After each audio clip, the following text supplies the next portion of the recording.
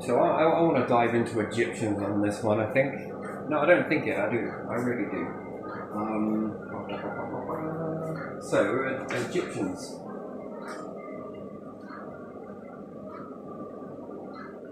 Very interesting. Mm-hmm. Very, very interesting. Yeah. So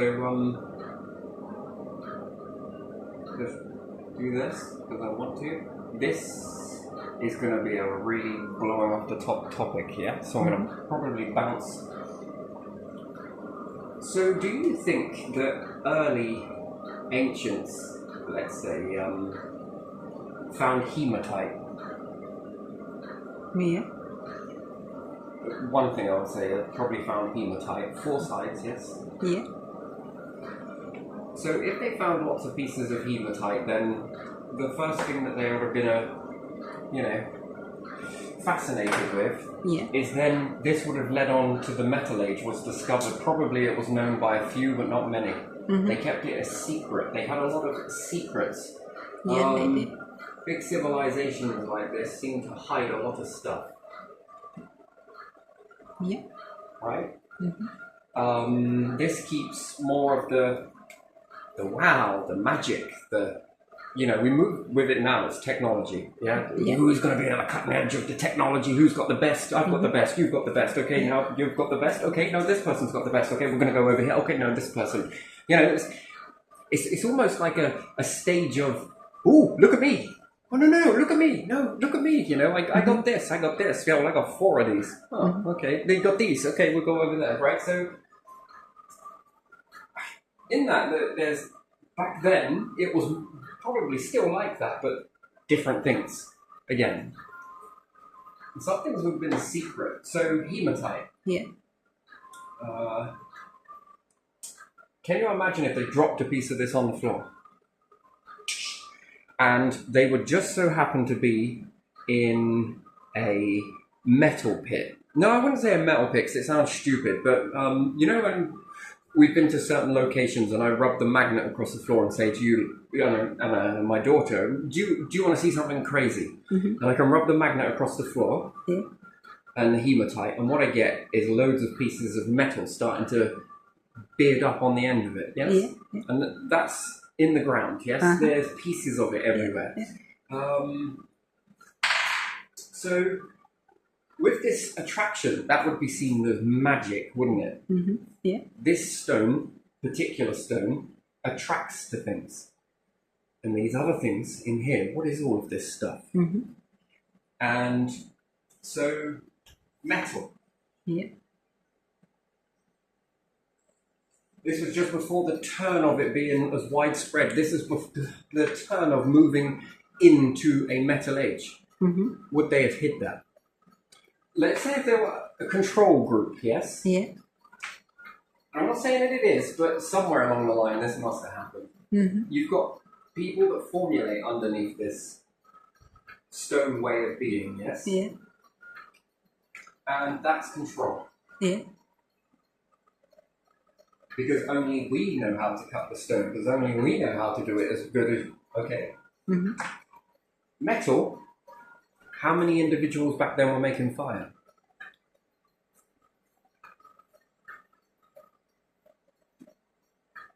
Fire was quite common, wasn't it? Fire was common, yeah. Yeah. It was more common than, I don't know, what are we going to say, rivers? Just as common as it, yeah? Yeah. You always got water. It always rains. Well, perhaps not in the desert, but still. You've moved your people away, this and this, farming. You've got them under control. And the more people that you have, could a metal age move it? You got fire, you got metal. Mm-hmm. Is it easier to forge metal than it is stone? Well, hence why we went over to it, because it's more convenient, because it's more easier to work with. Stone, too heavy, too this, too that. Yeah. But metal, and you can melt it and add it together and do this, that, and the you other. can fix the shape if you make it wrong with stone. Once it's wrong, it's gone. So, before the Egyptians, there were the hematites. Mm-hmm. Yes? Yeah. These are a group of individuals that found hematite. Yeah. And in doing so, they found metal. And Pieties? There you are. And comets, Yeah. meteorites. Yeah. So, along with this, I think they also were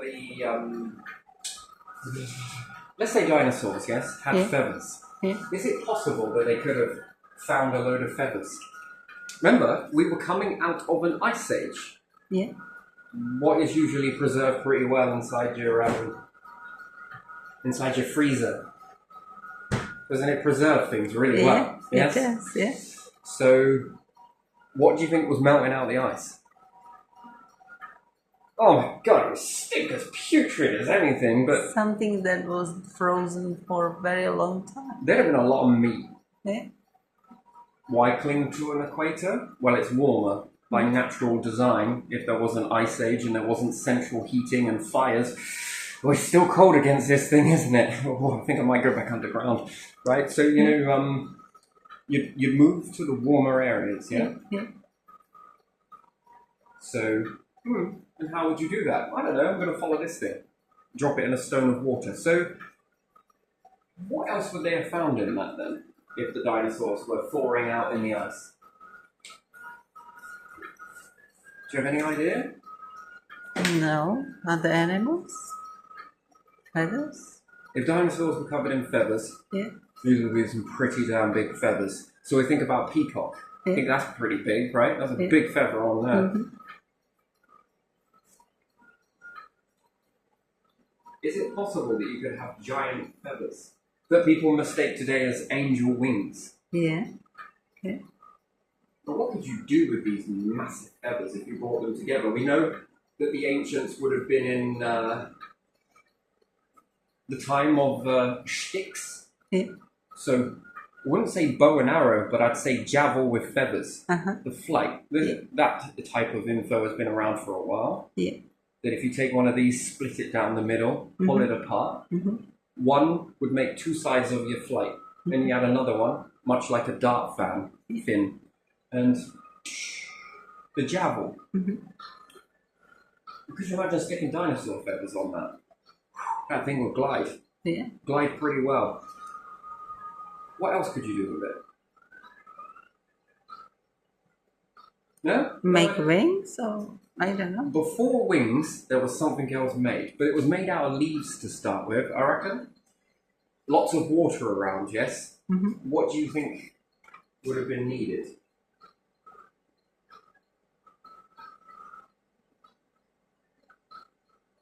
Boats? Boats. Ships?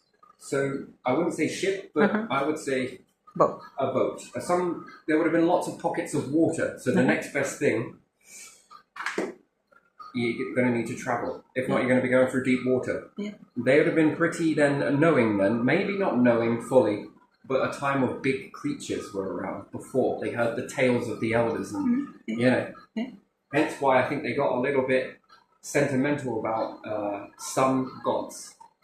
Yes? Yeah. Human behavior. The landscape was full of ice, this cold stuff. It was hard to hunt.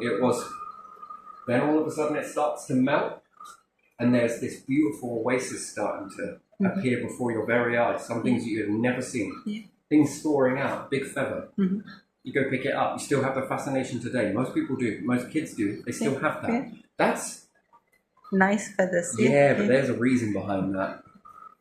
To go and do that. That's still there. That's a behavior that doesn't need to be taught. Yeah. It's one that is impulse-driven. So what do you think the impulse-driven is for feather? Well, if you see it, if there are loads of groups around of people, and you think about it, and you get a bird feather, what does that mean? Oh, you can make another javel. What does that mean? Food in the belly. You ain't got a supermarket. Well, you do. It was nature. Something that could fly. A javel. That meant easier feeding. Easier feeding, your family again looked up. You see, it's a very different world back then. You've got to be able to let go of what you've got now, the supermarket and everything else, and you've got to let it go because that wasn't there. And top priority wasn't checking what news article was coming out. It was, I need to eat. That was top priority. And again, this runs on. So the first type of sails that you would have probably have got were with leaves. Yeah. Think about a bunch of leaves. Ever try leaves first? Uh-huh. It's just human nature to look at the environment. You know, can you weave a roof? Yes, you can.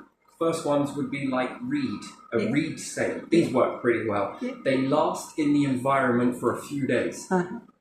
That's the problem. You'd only get so far. Can you imagine living in a world where your journey time on water was limited?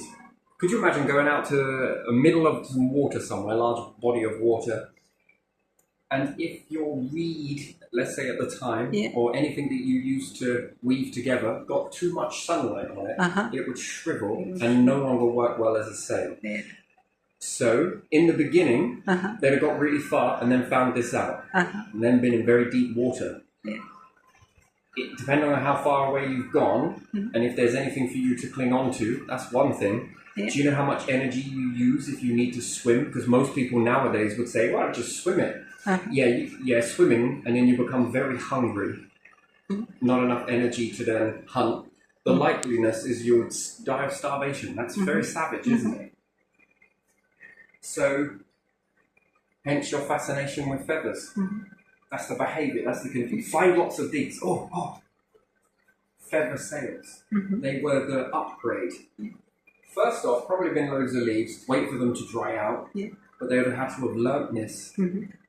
That wouldn't have been something that they were just like, leaves dry, they shrivel when they dry, and then they become, what, you had a sail this big moving a large volume, and now it's shriveled, and you've made it smaller, but it's not enough. Okay, here go, I sacrifice my... I'll use my t-shirt. I'm sure you would have had them back then. No, you wouldn't. So, first ones would be leaves. And, loads of leaves, lovely. Reeds, leaves, anything else, make a sail and move. Wetlands, gotta adapt. And perhaps you'd have got quite far on that. Travelling meant better foods, following, migrating, and you'd find out then eventually that this thing leads to these big places with big waves. You could make a paddle, I'm sure, but in the very beginning, it had to come somewhere. Someone had to think of, I had to make a paddle. And then, that person over there has got that sticky thing. Okay, let's go. You have to carve it, you have to make it, blah, blah, blah. So that would have not been known, I don't think, but leaves? Interesting. Now, is it possible, now I'm saying that it's truly possible, that this would have got intricate, especially hematites. Hematites would have got fascinated. I reckon they would have. If they made the oars, they'd have travelled. Probably the Romans were probably following this magnetic-y thing. Try and do that on a fucking moving ship. You need clear waters to do it, and then chart your course. Then you map the stars. Hence, finding North Pole. You then need to understand that you would then want to go south. That's jumping a few chapters, but still, we'll get there. So, this one, good. But what if Egyptians came? They were already good at weaving. Perhaps the kids learned to draw on it. Pirates, paper, the first version of paper. Perhaps it wasn't intended as paper. Sometimes in life people are inventing stuff and it's like, this is pretty rubbish. But it works really well in your car though. That's what it is. That's exactly what it is. It's windscreen wash and you should not be drinking this. First starts off as a drink, right? It's going to be a beverage, it goes wrong, but it actually cleans windows pretty well. That's what it is. $59.99. That's almost 3 months worth. So some things that are being done, it's like, it didn't work for that, but it will work for this. So, that's probably for sails, maybe. But then feathers. Much more efficient, aren't they? Much more efficient. Also looks like one of those boards that you get. I remember it on Home and Away, that startup. Parents were absolutely crazy about that program. Not myself. And they got that surfboard with the sort of. Do you know what I'm on about? No. The surfboard with the sail bit on it, and they hold it and it's sort of. Oh, yeah, I know. Yeah. Windsurfing. Windsurf, there you are. Yeah. Yeah. So enough feathers. But then, is there a chance that some of them, it's not widespread, even now, if you think about it. There's the girl that melted in the permafrost. Yeah. Yeah? And some of the places where the ice is melting and you're finding sacrifices of some brutal history. Could have been a girl out wandering and got frozen. It might not have been a sacred ritual or anything else like that. Dropped one of the heirlooms, hit a gold. Who knows? So, if you then have a lot of sails, a lot of this, dinosaurs, the ice starts melting, you find some dinosaurs with some really big feathers. Yeah. They're not going to be everywhere, but few and far between, the ones that didn't get eaten. And you would have these. Do you think you would dominate the waters? Yeah. It's something unusual that no one else has. So, do you think that they moved on with the Egyptians to make her feathers? Is it called Sotis? Isis Sotis? Yes. Yeah, I think. Yeah. Now, whether she could fly with those or not is another question. And another person that murmured the idea, wasn't it Da Vinci? Da Vinci was... Sorry, Leonardo Yeah. da Vinci. Yes, it is Da Vinci. Yeah, no, sorry. He was making something, wasn't he, for flying, at least on the paper. I remember my sister telling me something when I was a kid. She read this book. I used to love it. She'd read it, and then she'd tell me about the book. Right? Because, one, there was no way I was reading all that. And two, I probably wouldn't have been able to do it. Right? So I was like, nah. But she would read it, and then she'd tell me what she had read it. And it was someone in France. But she's fascinated with the French culture. So this is probably what, inspired her. But someone in France, apparently, this is what she told me, painted wax on the arms and dropped these feathers on. And this was a bit of fascinating, was that they had to fly not too low and not too high. Too high, and the sun would melt the wax and the feathers would fall off. Too low, and you'd hit these things called ricks in the air, I guess. The air pockets break the wax. So you had to get it in this fine zone.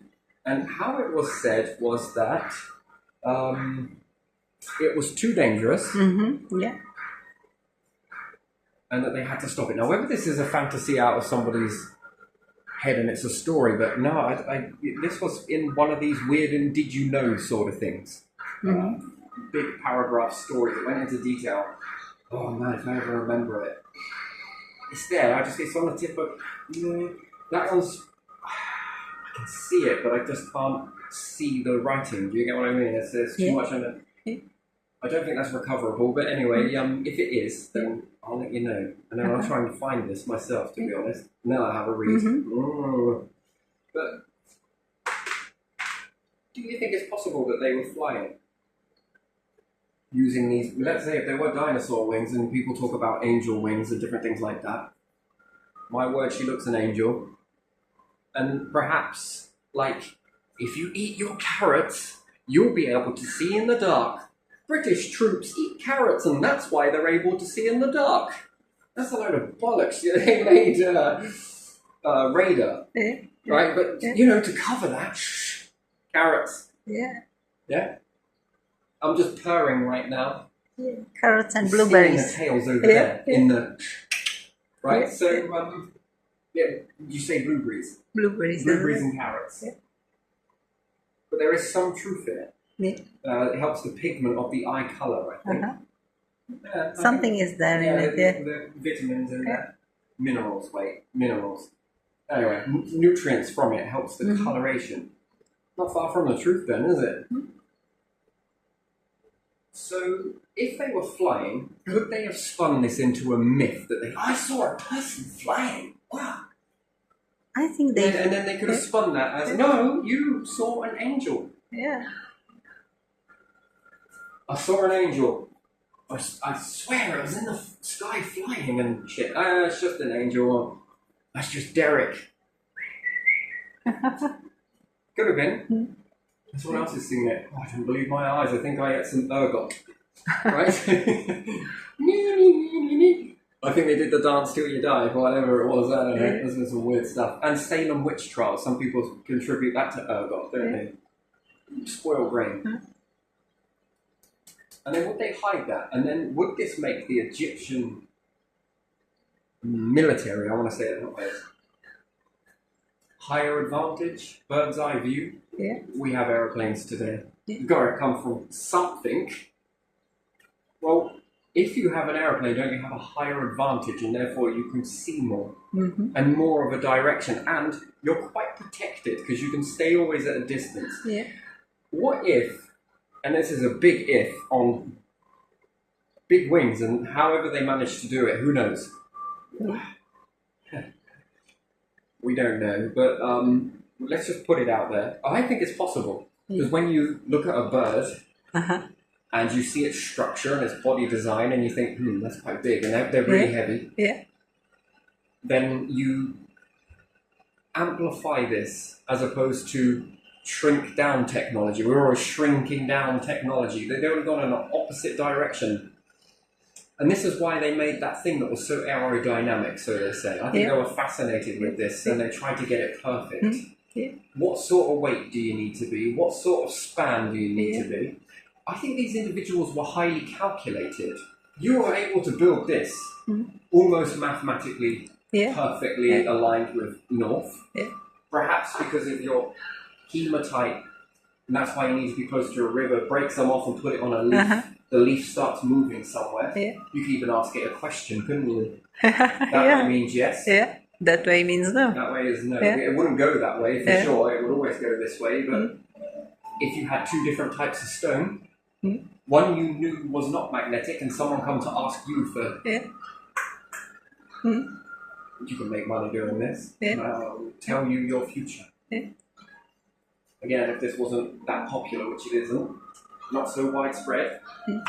So they were mathematically adapt. So could they have then started, let's tailor you a flying suit.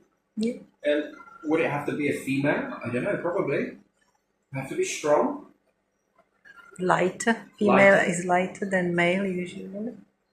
And then, could you scour the area?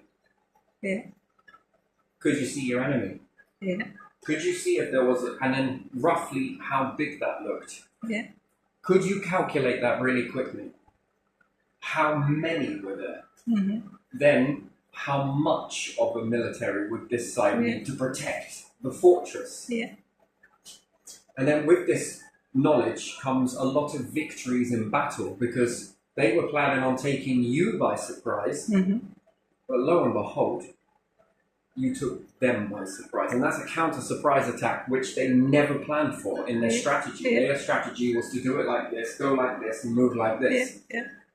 They were never expecting that. And then they could be ambushed from all directions, even behind, which really throws your mind. Could be ambushed from both sides, if you can get around. And this is this is calculated, by the way, which it would be. And could they have planned which calculation so that if a group was here, that some of them would split up, and if they walked this route at this time, at this pace, they would be able to come from behind and from the front and from the sides before any of them were seen. That's a double ambush. On top of that, I think that when you're surrounded back in those times, and then depending on the technology, wings, aerodynamic, that's a pretty, that is near enough defeat to anyone walking into that. And she would come back with what she had seen. Let them know, then they could. And you know, if she was from a far distance and a certain height,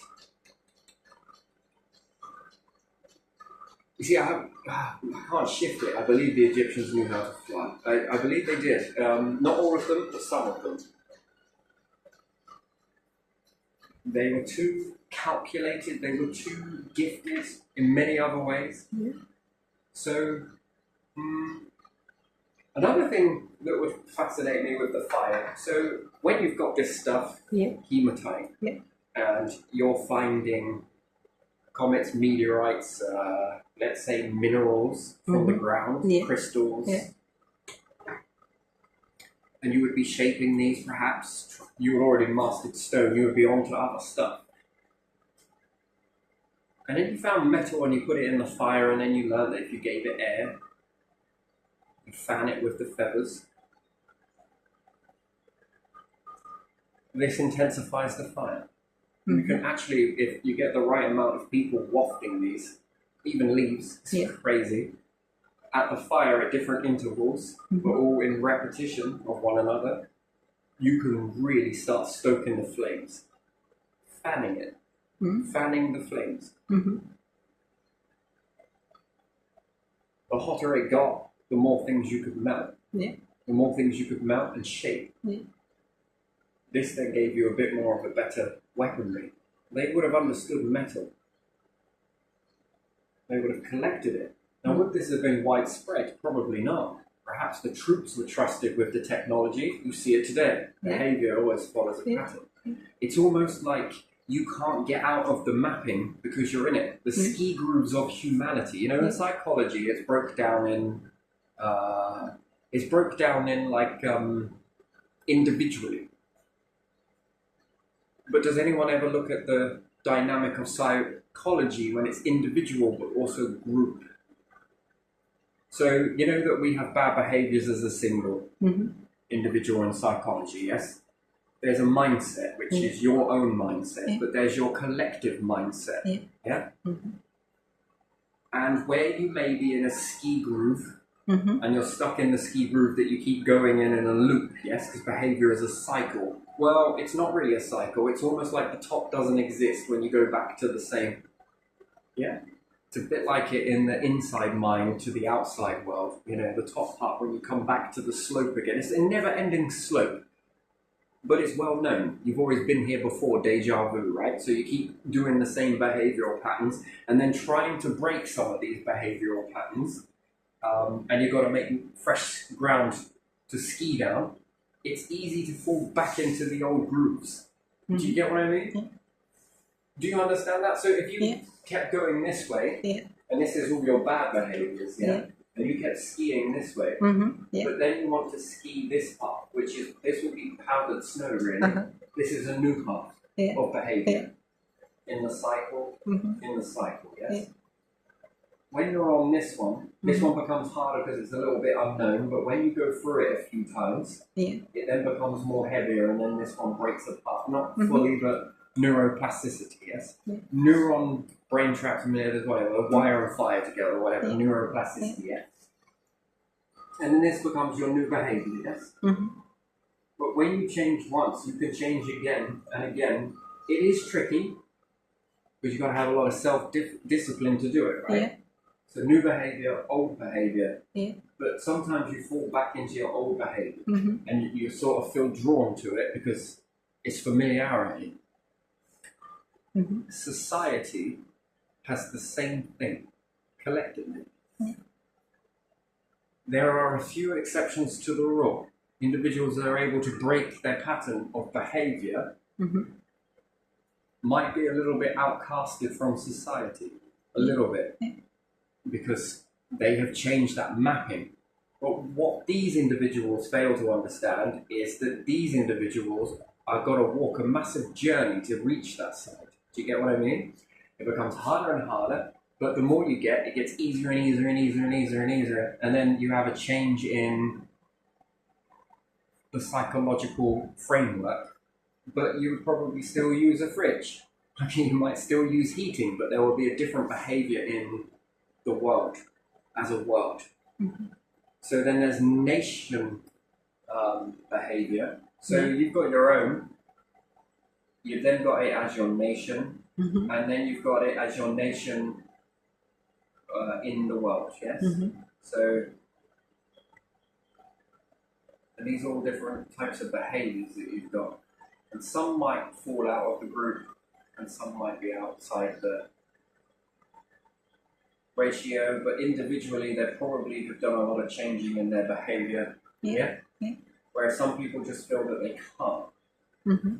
Certain things, right? So this is the behavior shift. Yeah. So even though there are a few here, this might shift over to here, and this becomes the new society norm. And then the new nation, and then a lot of individuals with a new set of mindset, how they react to one another, and this, that, and the other. They might do things on spur of the moment. Oh, got to pick up a feather. Oh, what's this nice flower? Oh, what's this? You know, that sort of thing is what kids do, you know. Yeah. Remote it, that's embedded deep. But it's never questioned as to why. Fight or flight response. You know? But in behavior, these things, they do change and they can change, but still. And then this would have happened perhaps in the Stone Age, moved over to the Metal Age. Yeah. Same dynamic frame, same baseline, but just a different way to achieve the same. That's a shift. This is the shift one. One way of doing something and then it can shift over. Those scales are tenuous at best, so that when more and more individuals start to gain their own psychology, yes, and then be able to start, you can shift. But does it ever really stay on this new one? No, because it might change again. It usually changes in a space of 3s. But even still, this behavior is still there, even from there. So what was the importance of light? Why does everyone have a light? Most have a light in every room. More lights than you can imagine. Turn on a light. Do you think that comes from the fire? I'm not sure it does. I think that these were using in this whole heat up stuff. And the hematite, which was then traveling the North Pole, South Pole, magnetically north. The compass. The sun movement, the moon, yeah, they were really into that. The sun god behavior, again, the ice melted. Dinosaur, perhaps military being able to be on top of everything for a long period of time until someone worked it out. That's when it falls apart, I think, because this knowledge would have to be trusted. And it's ever going to the wrong hands. Yeah.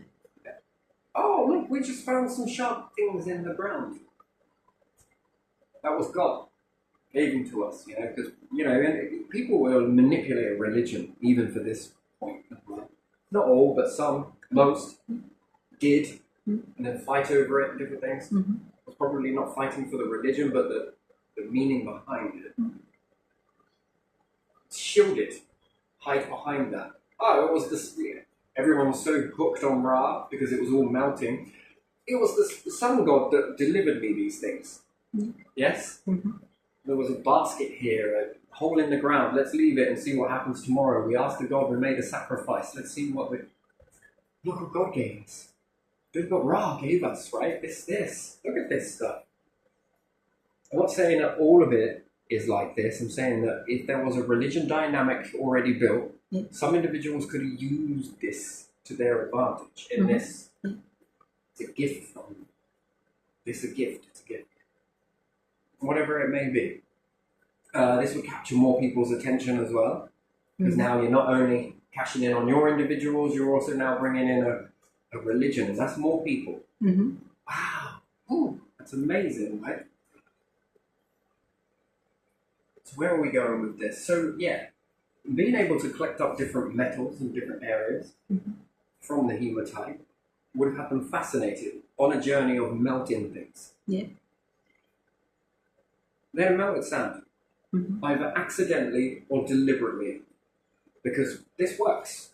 They might have melted crystals to see what happens. Maybe nothing happened. Maybe something happened. Maybe it could be ground into a powder. Maybe it could have been done like this. Maybe that is holier than anything that we've ever seen. right? It would have been this breakthrough of starting to develop. The brain would have really been. Mm-hmm. There's a response goal off in this, Yeah. a massive one. It's like the ball that you bat from one to the other to the other. So they would have either accidentally done sand, now whether that was before they built the pyramids, during, I think it was before. Yeah. Yeah, and in doing so, I think that they would have learned to try and polish it. Mm-hmm. And in this, they could have made a lens. Yeah. If they'd have made a lens type, either or, if they had melted some glass and it's not very clear when you melt it from sand, you've seen it, it's quite odds and sods. Yeah. But when the sun hits it, it's a different story altogether. You gotta be careful that you don't leave it on your windowsill or something else, because it looks nice, right? But that might start to burn things, right? Yeah. In odd places, yeah? Yeah. Because it's magnification. Yeah. We're talking globs of glass Yeah. here. Yeah. Yeah. And which would have been sand, melted into that. So with this, it would have bounced the light, or at least concentrated it, Mm-hmm. Yeah. but they could have got that on the inside. Yeah. Maybe there was something like that, and because it was so rare and special, and someone stole it, we don't have any. Now fire has changed from stone tools Mm. to a magnifying glass. Yeah. And this could have led them to lead for the warmer grounds too. Mm-hmm. You know, I think it's more the ice. I think there was a lot of fear that perhaps this would return. You've got to remember, coming out from an icy environment, you got to think of it. It's a bit like Siberia, Yeah. but on steroids. Yeah. We have a hot age Mm-hmm. and we have an ice age. Yeah. Then we have a hot age and an Yeah, ice age. Hot age, yeah, ice age. yeah. Hot age, ice age. Back, forth, Yeah, back, forth. yeah. With extremes on both sides from Mhm, time to time. yeah. This is a bigger cycle, by the way. You see it in winter and summer. It's the only way, but you can't really see it like that. So you start to transition from having really long winters Mhm. and then really long summers. Yeah. And then shorter winters, longer summers, longer and longer and longer, and then Yeah. a flip. Yeah. Now you start to have longer winters, shorter summers. Mhm. Now everything's freezing. Oh, we just did everything to protect us from the heat, and now we're shivering because we're going, oh my days. You know, it's a pendulum. We're in that. So you have the smaller cycles inside these longer cycles, and these longer cycles factor into extremes. Yeah. Sometimes it's more colder this one, but it was less colder this one, less colder this one, less cold. And it didn't last as long. This one was more into. It's an even bigger cycle on top of that. There's probably not really much need to know any of that. That's it's too much information to really unpack. But when you sit down with it and you start playing around with the cycles, it begins to emerge a pattern of this. Yeah. So it's not only are we going this way, Yeah. but we're also spinning whilst we do this too, you know, and it's never the same. Yeah. So a bit like orbits. So transitioning from one to the other can be quite fascinating. Oh, this, you know, when it's not, you're having a good day in an ice age, like you have a good day in the sun. It's not too hot, right? Mhm. You could at least get out and do something. And this and that.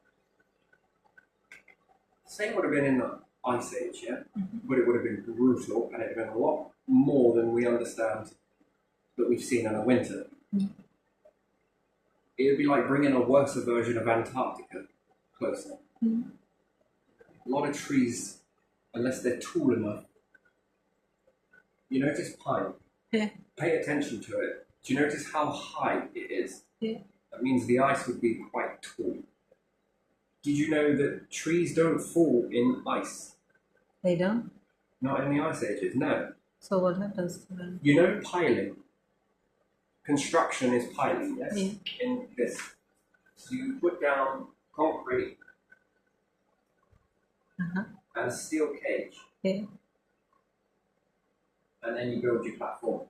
Yeah. And the earth can move. And this is more firmer bedrock, if you like. It's fixed. this doesn't move. It does, but it's slower. This Earth here is moving a lot faster. Yeah. And then you've got the crust that is perhaps doesn't seem like anything's going on, but underneath there's a lot of movement, and you don't want to build foundations in that because they'll break. It's guaranteed to break.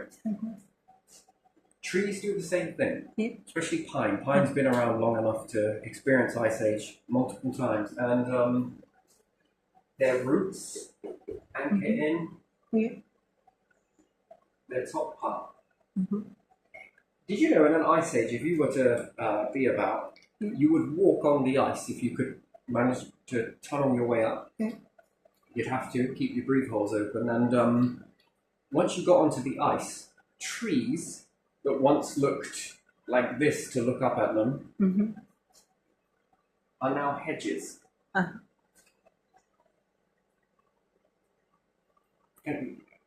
That's weird. Do you understand that you can be at the tops of them? So you could still get your vitamin C. You can still get a drink from this. This is very nice. But above the ice, some of this has a level of antifreeze which gets activated in some of them, which is by design to keep this part always from one side to the other. It's a little bit more odds and sods than just perfectly like this, but the needles, when dropping down, slightly slush the ice here.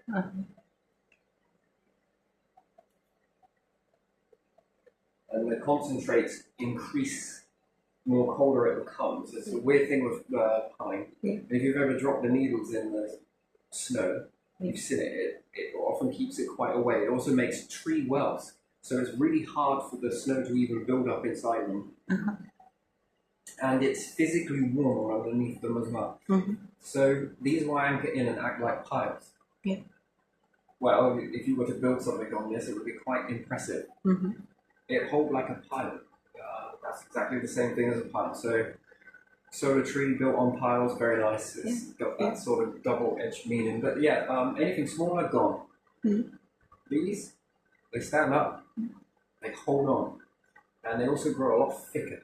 An awful lot thicker. So, yeah, very interesting. But going through that transition is fascinating. Yes, it's cold. When will it end? Then it starts to become this. Oh, it might not, and it's not. Now it's not. Now it's all this for a long time. And you make do with the wilderness. But it turns off one fear and creates a new one. So being eaten by predators, a lot of them gone. Pockets of you surviving, thriving, and there's vitamins, a lot of it. So in this environment, and you go from this environment, you somewhat get born into it, and then they pass tales of there was a time before of all of this. Oh yeah, grandpa again, you know, however it would have been the same as now, same behavior. A lot of it's been lost, but information passed on, and then it begins to melt. First off, it had been quite something.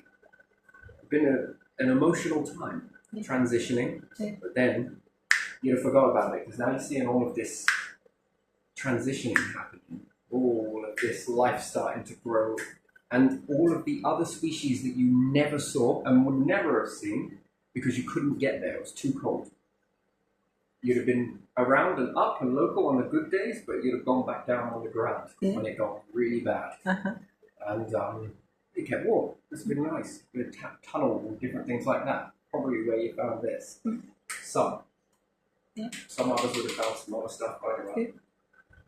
Transitioning from one to the other, and then boom, new landscape. Never seen these animals before. You stop and stare, and you hear something. Oh, what is that? Oh, it's just a rabbit. Yeah, you knew it was a rabbit. You knew it was a deer. You knew it was this. But back then, there was no known. Nothing was known. What the hell is that? It was eat it.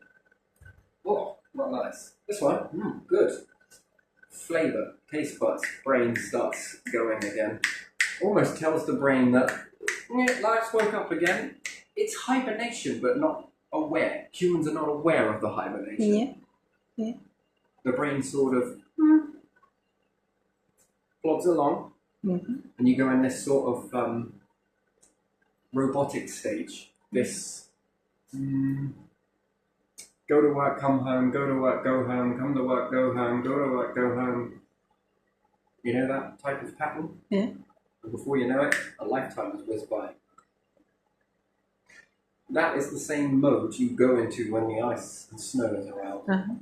But when the light becomes and the environment starts to, and you start to channel into that, the brain usually gets more active, responding back and forth, back and forth. It's very interesting. It's a very interesting thing where the brain wakes up more and more and more and more. The more knowledge you throw back and forth, and you have this is thought process. This is all this is. I haven't written anything down. I'm just running on. So, but this is back and forth. You can do this. You just got to sit down and have these back and forths with yourself. Just go with it. Who cares if you get it wrong? It doesn't matter. It's just a theory at the end of the day. But again, it could make an interesting story, an interesting movie, an interesting this. You know, when you build from it, it's not wasted information, either or being right nor wrong. Yeah.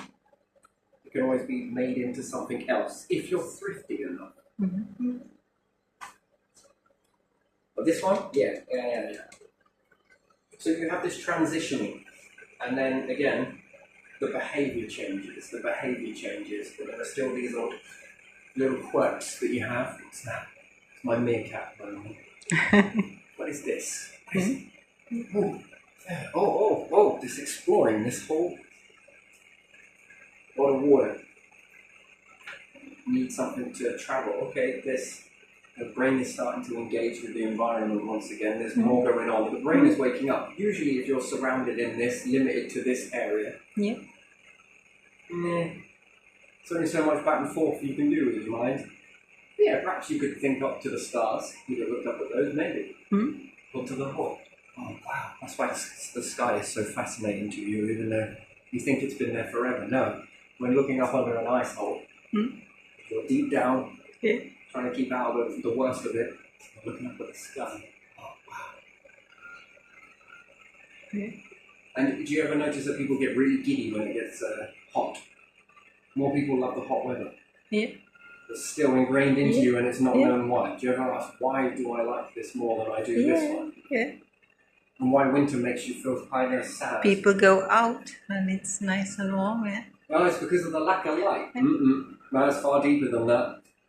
If it were to transition right now, tomorrow, into an ice age and stay that way for the rest of your life, could you handle it? I don't know, I don't think. Now, it's probably going to be a little different with certain things that are about. Transportation and different things like that.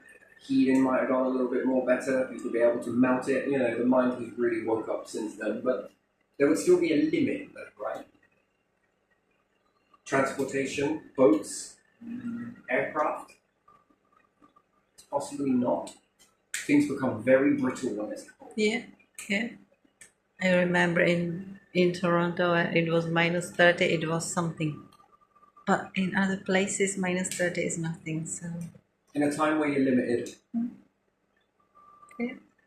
What you are used to, what the stuff around you is used to, that's how you react, respond. That sad feeling comes from the fact that cold days, ice ages last longer than hot ones. So when drawing the 8 figure,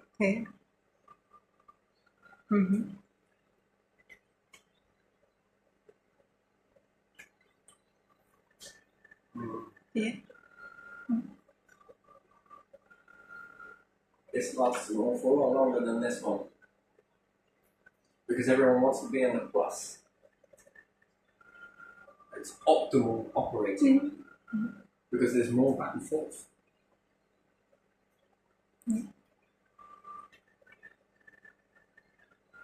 These are the best times to off the planet. Here, not so good. You think that this one ought to be the tick and this one ought to be the cross, right? But actually it's plus. Everything's in your favour. It's weird. It's a weird thing. You notice that squirrels bulk up Yeah. for the winter Yeah. has humans as a species. No, they used to.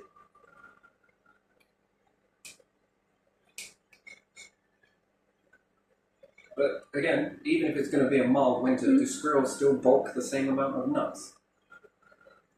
I suppose. They I still don't- eat yeah. just like its Yeah. Yeah. behavior hasn't Yeah. adjusted. Yeah.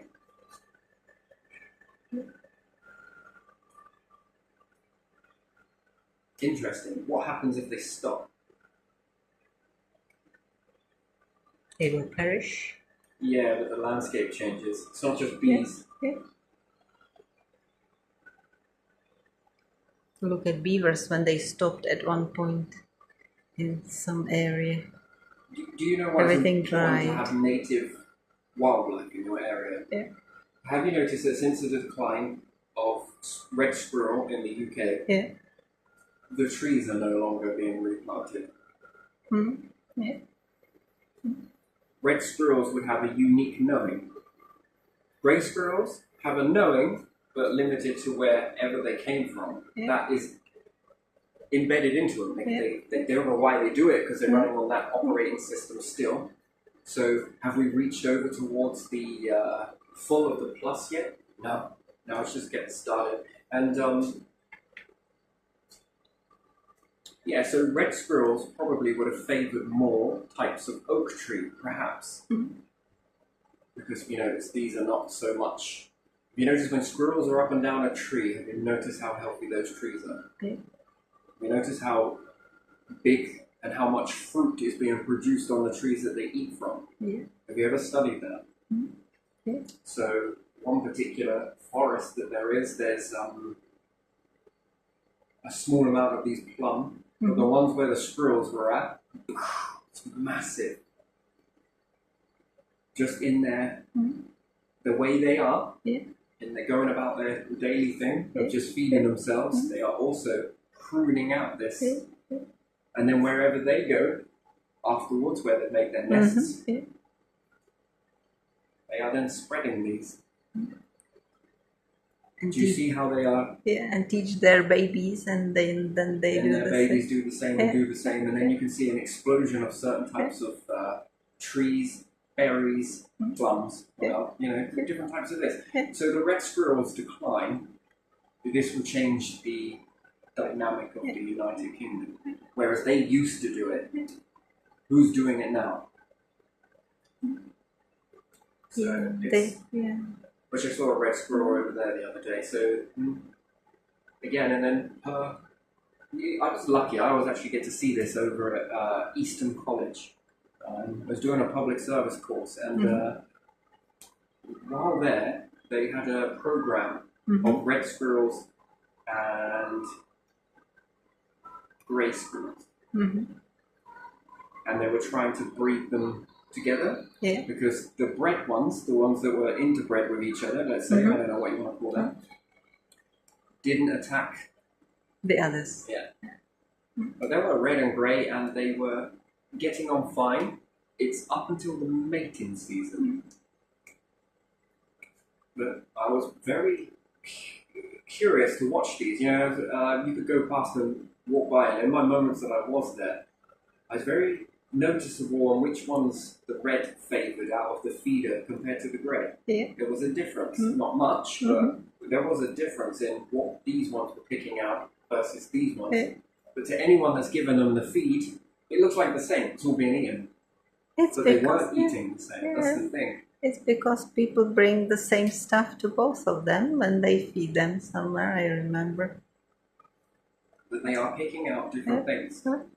So in the crossing the species over this way, it would be what type of information, because there's two lots of information coming to combine as one, so this could be the best of both worlds in a much more better way than first thought, to be honest. So, because they're going to have that pool and this pool.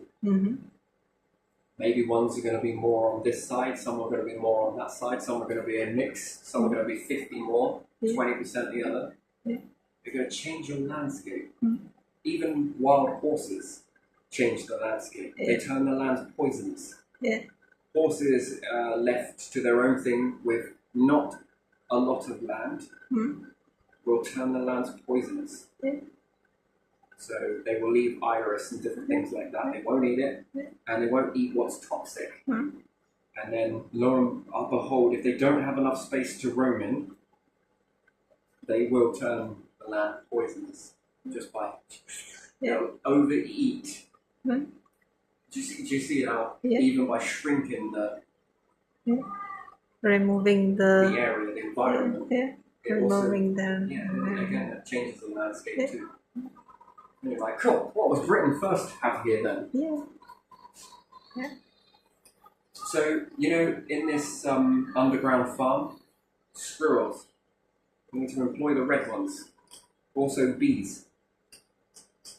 These will be, you know, a certain area of it will be designated for them, and then just watch what they do, finding what they like.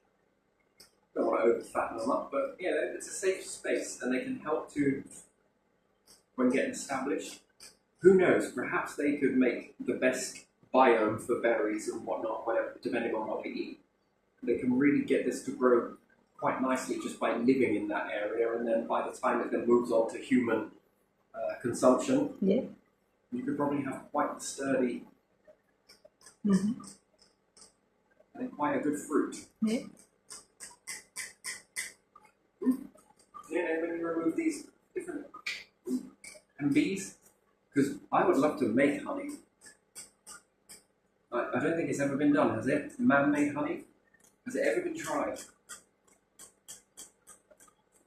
I don't know. That would be interesting, wouldn't it? To make an artificial exact. Right, what are you putting in there? A bit of this, right? Okay. It's like cooking with bees. All right, a bit of this, a little bit of heating, on, off, yeah, on, off. Okay, right, now I'm going to add a bit of this. Okay, that's good, yeah, well, let's keep going. What's that? Well, it's human honey. And it's hard to make it. Yeah. It only takes one of me to make this, you know, I'm just kidding. It takes all these. Buzz. But yeah, so where was I going with this? So, then heated up different bits of sand, I think accidentally or on purpose, and then this would have triggered light, magnified light. Could you melt rock with it? Yeah. Could you cut it? Yeah. Is it possible that they kept putting this in series? Why? Well, they've got nothing else to do, have they? So might as well. Could we make some type of laser?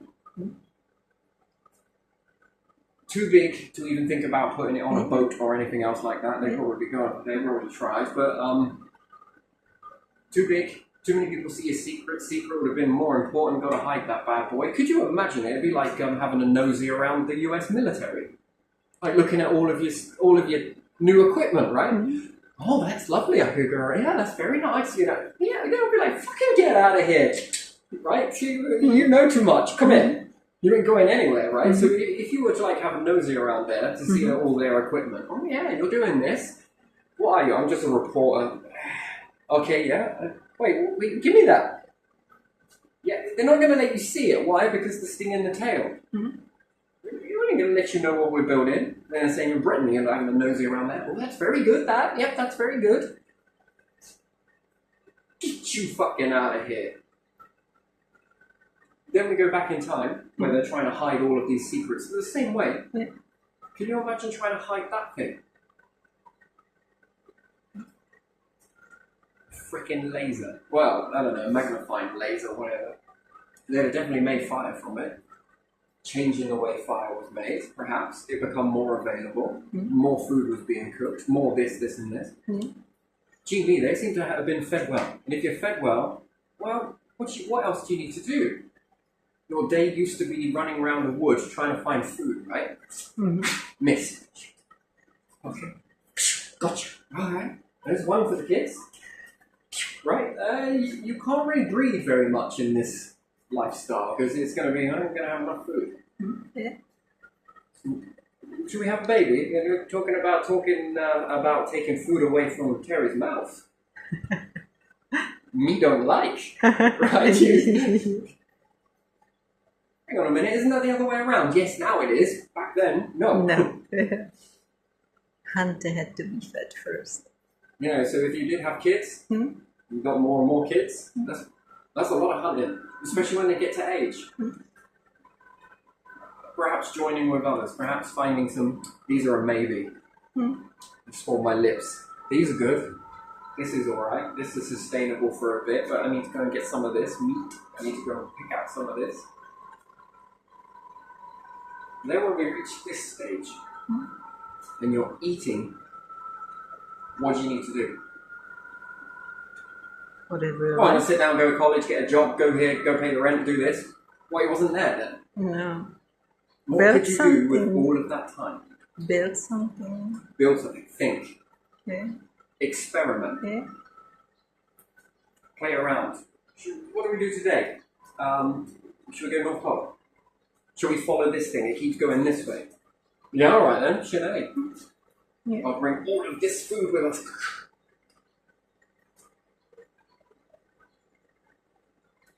But yeah, so, you know, then we're going to go and chase that. Yeah. That would have been a mission and a journey, but they wouldn't have to keep stopping. Stop! Show your passport. Alright, keep moving. Right, so Yeah. it was easy, but it had its challenges as well. Right? Today is easy because it's modern, but back then, no, different problems, different situation. So yeah, they were running, experimented, gone places, checked things, thought about things, experimented a bit more, put some fire into this, bit of that, bit of that.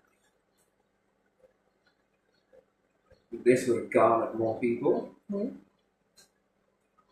See, they were technically the first farmers, if you think about it. I'm sure they were building some pretty good foods. I say building, they're probably using the Nile to flood. I think they built the first dams, perhaps, Yeah, like a they beaver. did. They'd have watched a beaver. Oh wow, they did that. Look at this. This water's higher here, lower here. They'd have been very experimenting. Yeah. Irrigation. Yeah. Some things open the mind. Do you agree with that? It seems like it's magic, right? Yeah. Oh wow. You know. And then something else happens. This really gets the mind going because you're experimenting. More people coming together, the more people having these individually breakthroughs sort of thing, group collective. It would have been, what can I do today? They'd have probably been bored. Breaking out of that behaviour, there had to have been a greater calling. Yeah. Oh, I can go and do this. Oh, all this food, I can do this, and I can do this. I can even waste energy now. So yeah, perhaps with these, this interests me, with the feathers. And then being able to see in dark places. Well, during the day, seeing inside a cave. And now we turn on the lights. Wonderful, isn't it? But again, would this have made scorch marks? Not if they'd have made metal, melted a metal plate and shined it up. Which then leads me to believe if they were doing that, they're saying, no, they weren't doing that. Are you sure? Some of their pictures are on wheels and horses and this, that, and the other. I don't know if it's horses, but you know.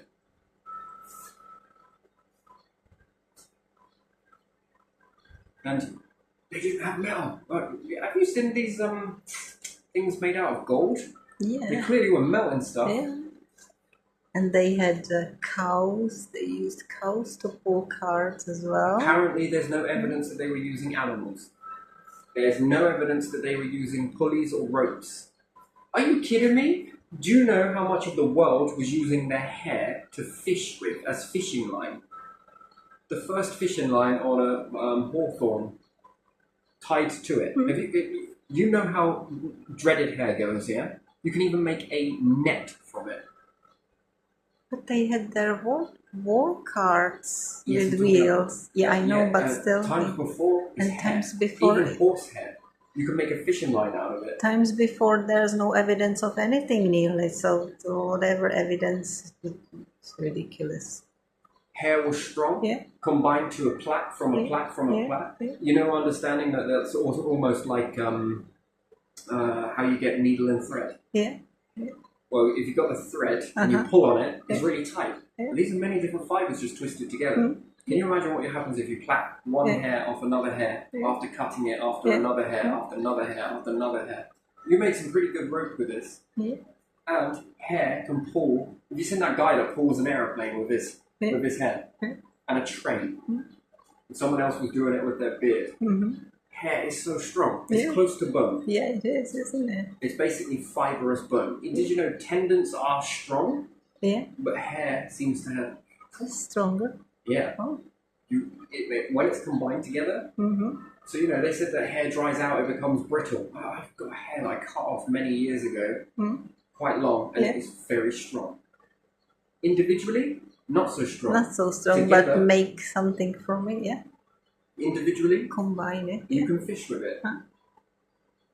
Oh, nothing terribly big, but enough to give you a snack, a good meal. With this full belly. Yeah.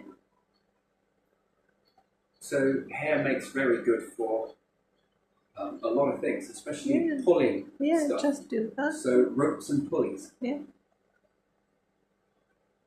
So yeah, you can equip a cow, you can whatever it may be, a horse, you can whatever. Lasso a dinosaur. Well, if you had enough. That was their sacrifice probably from their elders to give their hair.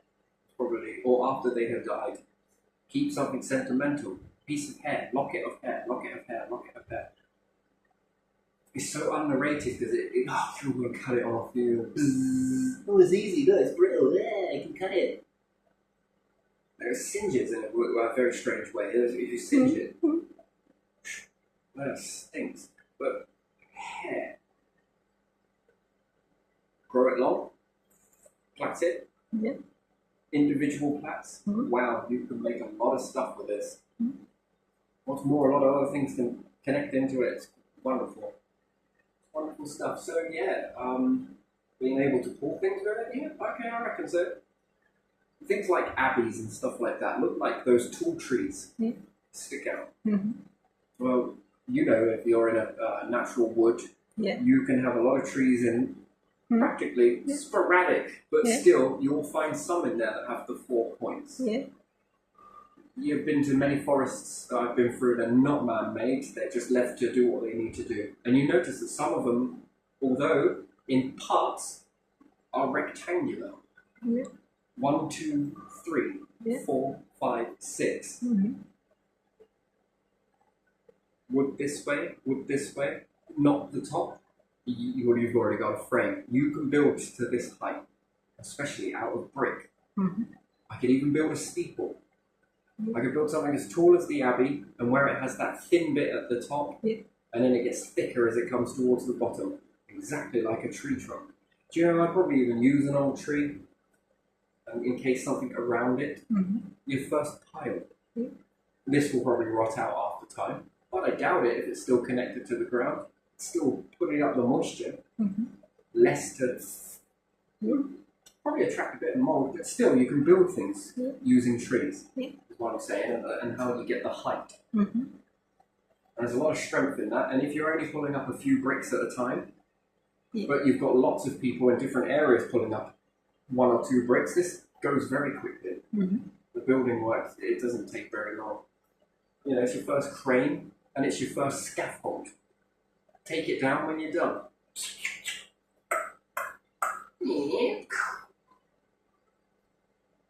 Then you hide that fact. Why? Shh. Only we build these. Oh, see.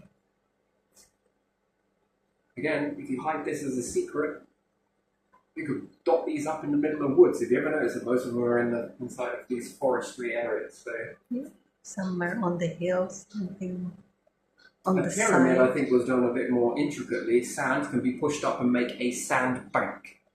Flood Nile. Nile starts to fill up. You can lift these rocks. Enough of you underneath them. You have to hold your breath though. So you really have to really breathe in a lot. Go down, and when you pick up the item that you are lifting, it's what? Reduce this to 30%. So something that seems like a ton, drip down to 30. You can lift cars in water. As long as they don't ever break the surface. If they break the surface, it's too heavy. You just can't do it. It's like the reverse buoyancy. So, when something's on the skin, it's almost impossible to sink it beyond a certain weight, beyond a certain something, because the buoyancy is holding it up. But the reverse be true. If you've got something under the water and you go to pick it up, as soon as you go to try and break the surface, it's almost like you're hitting this heavy force, the down force. Now you've got reverse buoyance, whereas before you had it the other way, trying to sink a boat. It's almost impossible to do so. But once you've done it, shunk, you can lift it to a degree. When you try and get it past I learned this when pulling out a caravan bit. It was easy to do so. As soon as it broke that surface, you're now trying to pick up all that weight. It's just not possible. No matter how you try it, it always has the better of you. So you have to come out at an angle. Anyway, but still. So, yeah, I think with this it was flooding a Nile using a dam and sandbanks. And then how you make it, it's a desert, so it's going to dry pretty quickly. You knock a hole in the sandbank, out comes all your water that you've built up once you've finished. Wonderful. You can even get a mineral seal. So if you take 2 pieces of glass and fill it with water, or go to a river somewhere and smack them together, 2 pieces of glass together, and when you lift them out and let them dry, they're stuck together. It's a mineral content that does that. Can you imagine that was 2 stone?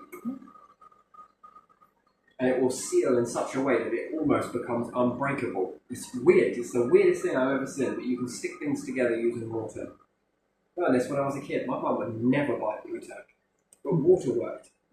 I could wet the back of the poster, push it to the wall, but as long as it stayed there until it dried, it wouldn't never come off. And if it did, it'd bring a wallpaper or paint with it.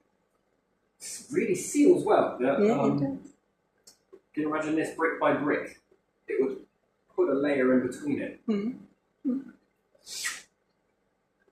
Squashed in there. Then it becomes almost impossible. It acts like a mortar. It's crazy. It is, because it's crystal content.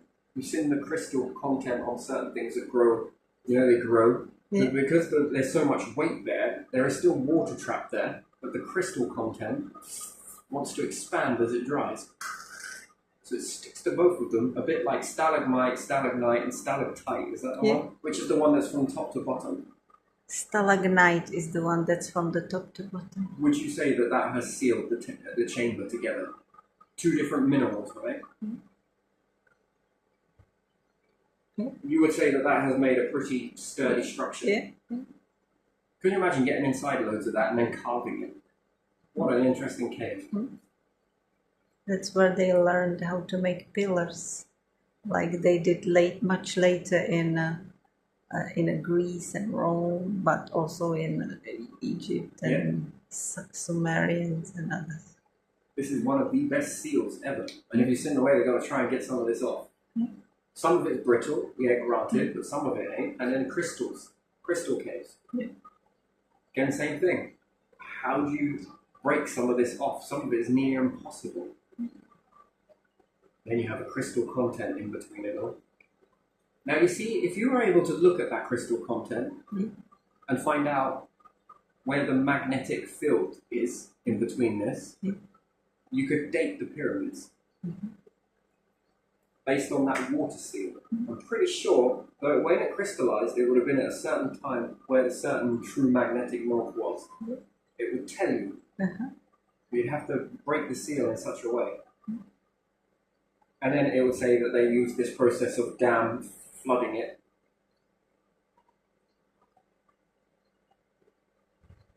Interesting though, isn't it? What about electric eels? What about them? I'd have been fascinated with these. I'd have been literally fascinated. You can feel something. You want to try and work that out. What does it do to metal? Oh, it travels through metal. Oh my god, this stuff is magic.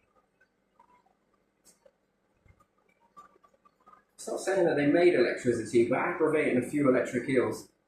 What about if you had them in one tub made out of rock, let's say, with water in it, and you put a few electric eels in this one, a few electric eels in this one, a few electric eels in this one, and a few electric eels in this one. And then periodically, everyone in synchronicity were aggravating these eels to release a charge or feeding them, putting live food in there. when they attack, they use the water to transmit the energy. Now, if you had enough of these pockets and enough of these eels inside there, and you kept bringing the water so that they didn't get too hot and obviously didn't die, you kept dropping in food and there was a load of them in there, they'd always try and attack the food. Could this make a current in the water that would be a continuous current? After all, isn't this what a motor does, a dynamo, an alternator? It's each little part given a discharge at a different time, which then combines the charge, yes? If you think of the same way with eels, it's a more of a natural way to garner electricity. The more you've got. See, it's weird, right? So if, cheap energy would be electric eels. So if you had them in multiple...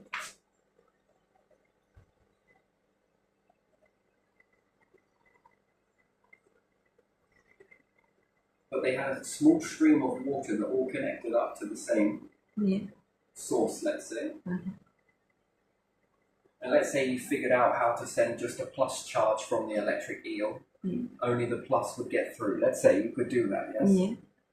And in this one, you had a way of doing the same thing. But you would take the minus charge of an eel. Then you have your minus and your plus. Let's say if you then fed one,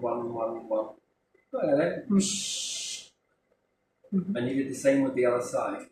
And then you had alternating pits. But let's say if you had 50 to 100 eels inside each one, you bred them up good and strong, and worked with nature in this way. Is it possible that, each time you drop the food in there, another one's going to try and attack, one's going to get fed? If you had enough, you need a ratio that's enough, which would be a mathematical ratio, and then the volume of water versus what's considered humane or not. And then if this is even physically possible, which it might not be, but still, it is to send a charge. There's power in the water. Who knows? But let's say when one was fed and had eaten and is full, there's enough in there to keep going, so that by the time the last one is fed to the point of being full, the other one is coming hungry, and the other one's becoming hungry, and they're sending out this continuous flow of energy. It's coming from the eels from one side, and you manage to separate the plus from the minus using that piece of equipment. That's a steady stream of energy. How much? No idea. What can you generate from that? Who knows? Large amounts? Small amounts? How many bulbs could you charge with this? What is the outcome? How does this affect something being made with glass? What happens if you trap a gas in that? Again, it's very far thinking, but it's possible. Can you make something light up? Who knows? Maybe what they were using that for. But energy.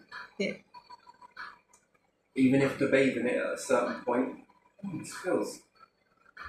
No one knows, but it could have been a torture chamber as well. Who knows? But still, for modern times, this could be done. I think. I don't know if it would power a city. But could you imagine that? A city powered on the electric eels? That would be an interesting thing. Working with. They do generate it after all. So, again, you only need a slick amount of water that runs from here, because, by natural design, it's a good conductor. So, little block diodes on each of them so the energy doesn't travel back to another pit. I mean, is it possible? I think it is. I honestly think it is. And then that is providing that they were able to breed and that they were happy in that, keep them happy, and they can give you power, perhaps not for here. For space. Interesting, isn't it, to think about it? But it is possible. Then that's a continuous, steady supply of energy, much like nature is giving you a steady supply of... I often wonder, if this is possible to run one of these underground farms off of it. Again, it's a very strange thing to think about, but they like the temperature. Well, so does nature. They like this. Okay, yeah, so does nature. You're going to need some light. Yeah, so does nature. We just need the energy in exchange for a good life. You know, this is the type of innovation, and then can that be sealed off completely and run on its own? Own energy, own recycling oxygen plus carbon, its own filtration system. Just off the eels alone, it's filtering all of the water, it's causing the lights to work. Is it possible? Well, I think yes. So moving on from Egyptians there quite a bit, but you know, bringing it back to now. I told you I was going to bounce around. I never planned to have this video. I just wanted to dive in it. But you know, I've had some fun with this. But yeah, I think light, magnifying glass, interesting. Could they scorch things? It's possible. And sticking things together, you get the actual age of the pyramids just by looking at that. The same way you do pottery. Or perhaps it's more in the firing process. It could be wrong there. Still, crystal content, it must align. That's how you can tell a true diamond from a fake one. Its alignment is off. Yeah, I think I'm going to leave this one here. But yeah, feathers. Fascinating things. You can make a lot of sails with that. Also, you can make flight for your spear. Human on the end of that.